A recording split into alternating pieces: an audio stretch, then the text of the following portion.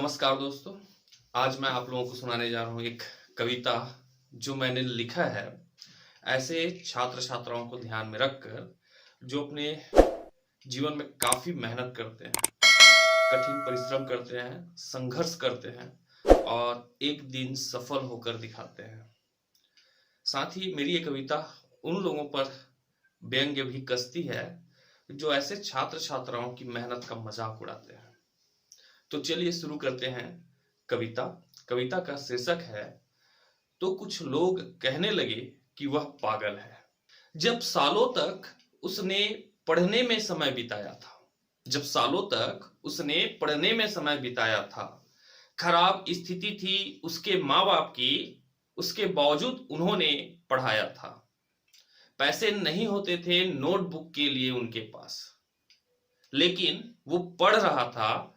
तो कुछ लोग कहने लगे कि वह पागल है। जैसे तैसे उसके परिवार का पेट पल रहा था, बहुत सी कमियां थी जो उसे खल रहा था, लेकिन वह पढ़ रहा था। तो कुछ लोग कहने लगे कि वह पागल है। चश्मिश कंडिल किताबी कीड़ा और न जाने क्या क्या निकनेम थे उसके, तरह तरह से चिढ़ाया गया, लेकिन इन सब के बावजूद वह पढ़ रहा था। तो कुछ लोग कहने लगे कि वह पागल है। उसकी मंजिल को नजरअंदाज किए और कहा गया कि पागल ये केवल सपने हैं तेरे, लेकिन इन सब के बावजूद वह पढ़ रहा था। तो कुछ लोग कहने लगे कि वह पागल है। उसकी शुरुआती असफलता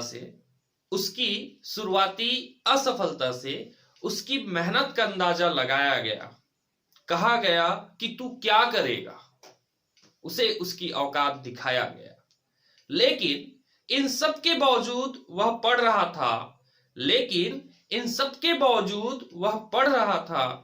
तो कुछ लोग कहने लगे कि वह पागल है। आखिर वो दिन आ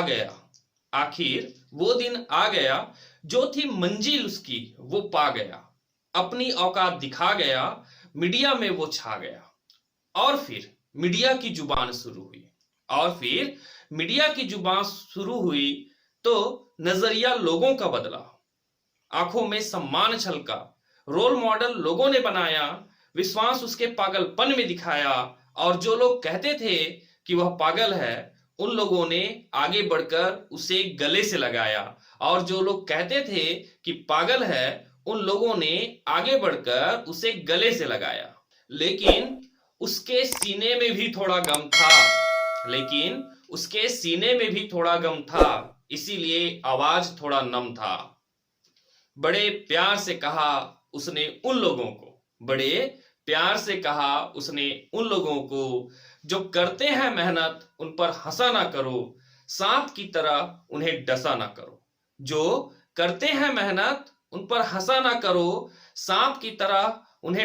करो। कर ना सको उनके लिए कुछ भी, तो समझो ना उनको तुच्छ भी, क्योंकि समय सबका आता है और मेहनत रंग लाता है। इसी कारण सफलता की सीढ़ी में उसके जैसा पागल